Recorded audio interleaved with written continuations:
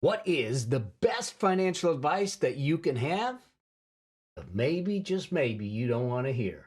Well, that's what we're going to do in this episode of the Affluent Entrepreneur Show. I'm going to break it down for you. I'm going to give you real world advice from the real road traveled so we can get real results in your bank account and in your life. All right? Enjoy the episode. All right, what is the next magic bullet? What is the exciting financial move that is going to drive you to the moon? That's going to take your financial foundation to a whole new level. Here's the deal. I've been asked this all the time about what's the best practical advice that I need to know to make a difference in my finances and in my wealth, to create wealth. Here's what you might not want to hear. It's not the fast, sexy stuff, but it's the sustainable stuff that actually builds wealth that I think really matters. And there's some things that I want you to start to look at. And I want to walk you through a couple things in this video that'll make a difference. And if you listen and you take it as a checklist, you're going to see that your financial destiny, your financial future will change forever. Here's the thing that I know. If you're trying to build wealth and it is an adrenaline rush, you are doing the wrong thing. Your wealth building journey shouldn't be an adrenaline rush. It shouldn't be feeling like you're on a roller coaster, a topsy-turvy, or anything like that. It should be this slow growth. Now, that doesn't mean that you can't get there fast. That doesn't mean that you don't make moves. That doesn't mean any of that. It just means that we do sustainable, specific things that have been proven, time-tested over time, no matter whether the economy's booming or the economy's breaking or anything else that's going on.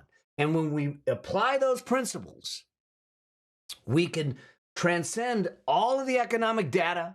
We can transcend all of the stuff that's going on around us, and we can build wealth in that process. Listen.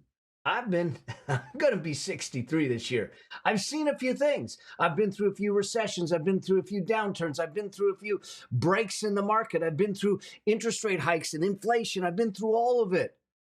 These are the things that matter.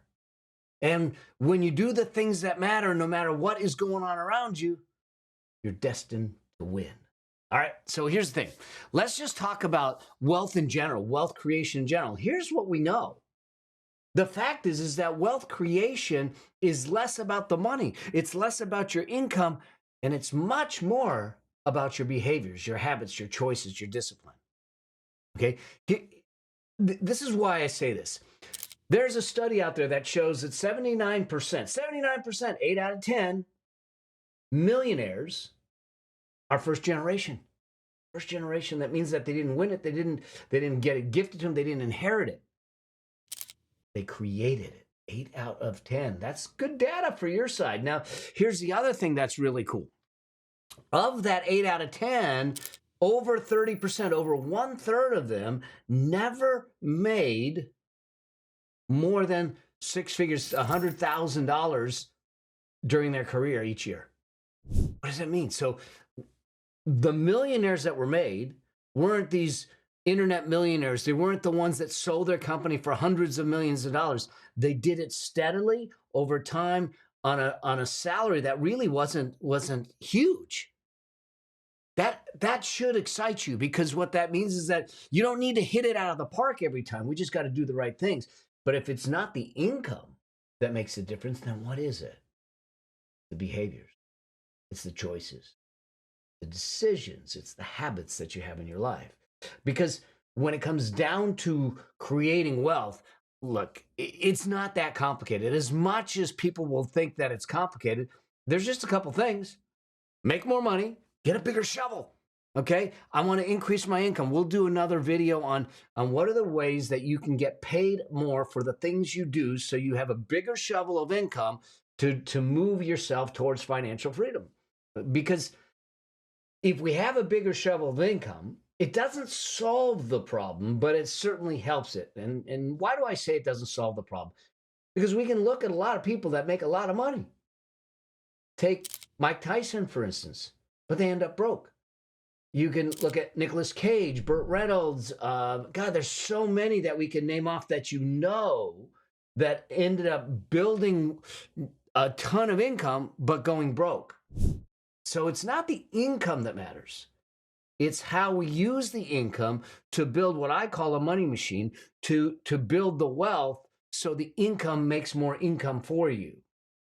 So that's what happened with these folks that were making $100,000 or so a year. They just deliberately, intentionally used the income properly to create millions in their life.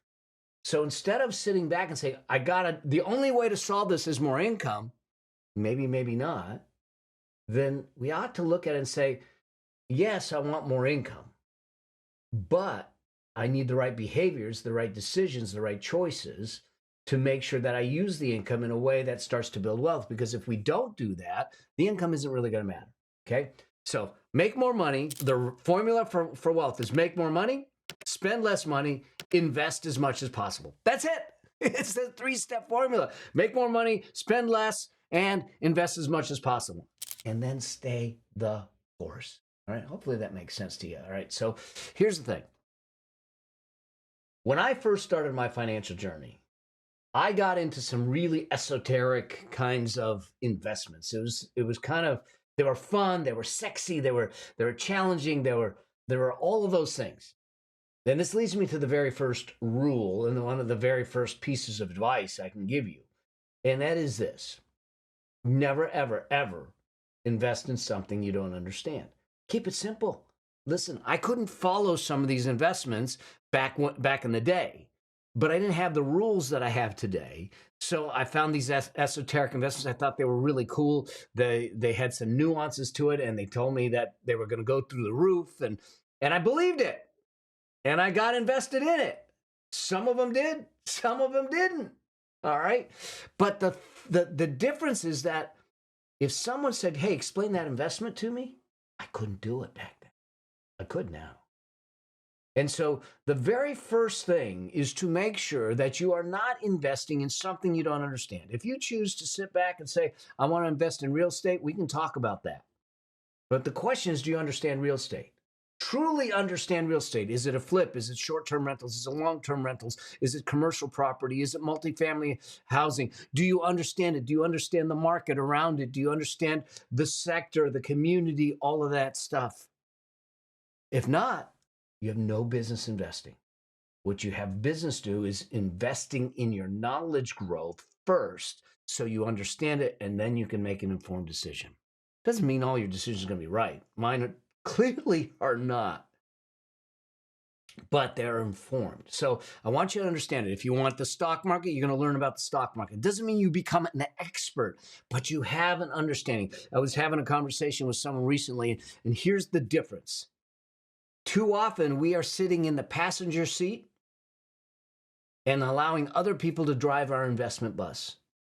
I don't want you. I want you to move from the passenger seat to the driver's seat. The people that are on your bus are going to be the advisors, the people that are promoting the investments, but you will make the decision. The only way you can make the decision is that you understand what you're investing in. So first things first, you don't invest in something that you don't understand.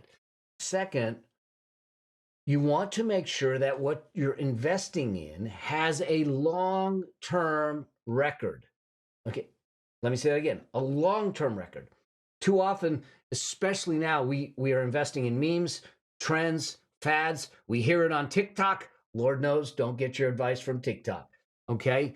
Or at least look at where the person has got their advice from and how well they're doing, and is it the reality or is it a facade? That's an aside, but the bottom line is this, is that it is important to look at it and say, has this done well during good times, during bad times?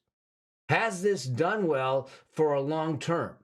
Because now you have some proof. Now, history isn't an indication and a guarantee of future, but it certainly might give you an idea of what could happen. If you know what happens with an investment during rising interest rates, if you know what happens with an investment because of recessions, because it's been through it before, or a market downturn, it gives you an idea to be able to predict. So I want to invest in something I understand. I want to invest in something that has a long-term record. And then number 3 is really to understand this. Small things matter, but big things matter more. I get it. My dear friend, coined the whole thing of the latte factor. And I know that he gets, David Bach has put this out there. And he gets kind of ridiculed about the latte factor. The reason I'm not wealthy is because I drink a coffee. That's not the point of what he was making. The point of what he was making is being deliberate and intentional with how you use your money. And that little things can make a difference, but big things can make a bigger difference. Your choice of a car, for instance, a depreciating asset. I watched someone on TikTok telling people that they were better off buying a $200,000 car than a $25,000 car, and that it was a wealth transfer. Y'all, it is a wealth transfer to the dealership. What kind of crazy advice is that? You are buying a depreciating asset. Big buying decisions will have a material impact on your wealth creation. So what we need to do is be careful about the big stuff. Doesn't mean you don't do it. You do it fully informed, fully intentional with the understanding of it. So things like car, housing, student loans. Oh, don't get me started on student loans. Now, I get it.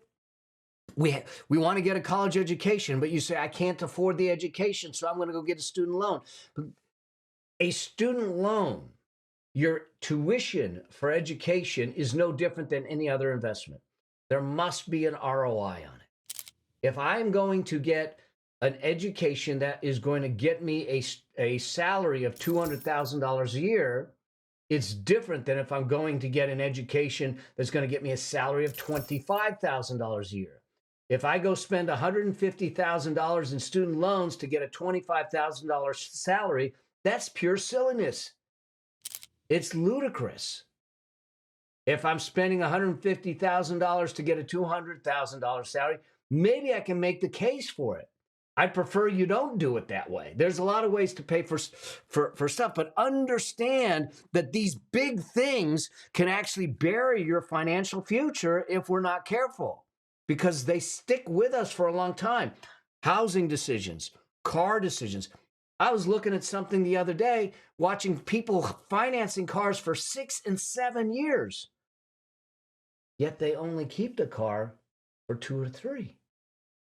Which means that when they get out from under the car, they are completely upside down. And what do? They're in a negative. So in other words, the car is worth less than what they owe. When they get out of the car, they either have to pay the difference, or what do? They roll it into the next car. That means that they're buried deeper in a hole on a depreciating asset. It's a mistake. Now, I get it. You want to drive a nice car. But what's the real reason for the car? A safe mode of transportation from A to B. Now, I drive a nice car. Paid for it cash. Okay? So you want to, if you really want to do that, figure out a way so you don't bury yourself in a depreciating asset, and do it from that perspective. Credit card balances. These are some of the big things that will harm you. Carrying a credit card balance, especially in today's times where the interest rates are 24 to 28 or 30%, you can't get ahead of that. Even with high yield cash accounts at 5%, you can't get ahead of that. The market grows at 8, 9, 10, even 15%, but you're paying 25%. You can't get ahead of that. So you need to look at the big things that you're making, the big decisions you're making in your life around the money and what the long-term impact is. Okay, so that's the next piece. Remember, this is advice that people don't want to hear, but they're going to make it. It's going to make a difference in your life, in your financial journey, and your financial destiny. This next one is this: stop the comparison game. I get it. It's easy to grab that phone and get on Instagram and go, "Whoo, look at that! I think I need to buy me one of them." That's how I got a $900 coffee maker in there. But the challenge is comparison does a couple of things. One, it doesn't allow you to be content with where you're at, nor to appreciate what you have. And when you're not content or appreciating where you're at or what you have, what do? You go buy more because you think it's going to satisfy you, because you think it's going to make a difference, but it doesn't. So what do you think? Oh, I just need more. And you can't get enough of a fix. Comparison, they say, is the thief of joy. Here's what I think we ought to be doing. is forgetting what everyone else is doing around us and stay in our lane. To be really clear, one of the things that I do with our clients at the very beginning is, let's talk about your life. What do you want your life to look like? What does that look like? Where do you want to be? Do you want to be in a tent in Montana? Do you want to be on a yacht in Monaco? Do you want to be somewhere in between? It doesn't matter what the answer is. What matters is the answer is your answer. And now you sit back and say, is my buying decision, is my investing decision, are my money decisions moving me closer to the vision for my life? Not the vision you see on social media or the advertisers or what your neighbor's doing, but your life. So we stop comparison and we stop buying based on comparison. We start buying based on a vision for our life that's meaningful, that's impactful, that is something that really matters to us. I want you to start pushing yourself to putting 20 to 25% of your income away. Now you sit back and go, oh, I can barely pay my bills. I get it. But remember, decisions, habits, behaviors will drive your wealth. I want you to make a decision, build a habit, have some behaviors that start to push you to 20 to 25% of your income going to wealth creation. Now you may not be able to do it right away. So you do it in 1% steps. 1% steps. So you get a raise, or you start putting money away, and maybe you start at 5%. The next quarter, the next 6 months, you'll move it up at 1%. So you go to 6%, then 7%. And slowly but slowly, you are building up to the point where you're putting 20 to 25% away each and every day. Okay. You just keep doing it. It will help. But the bottom line is that the sooner you get yourself to that 20-25%, the sooner you will build the money machine and the financial wealth you need to be completely financial free. Here's why this is important. I hope that this starts to drive home some of the advice that maybe you didn't want to hear, but it will. I promise you, if you take this on and put it into your life, it will make a difference in your financial future, your financial destiny. It will change the generations. You will become a financial inflection point for your family. Because the idea here is this: it's not about building a bank account. It's really about living a rich life and stripping away the stress that comes from money that most people are experiencing around money. I want to eliminate the stress, and we can when you do the right things, when you build the right behaviors, you have the right habits, you make the right decisions and choices in your life. So keep it simple, keep it consistent, win the long-term game, and not worry about the short-term game. In other words, you're going to do the things that matter in the long term. And in the short term, you might say, I'm not going to do that because it affects me getting to the long-term game or my long-term vision. All right. So build your machine, keep it simple, keep it consistent, get on the field, stay in the game, long-term, do this. You'll thank me. But more importantly, your financial future will thank you for doing it. All right. I hope this helps. I can't wait to see you in another video, another episode, or on the road. And until then, always strive to live a life that outlives you.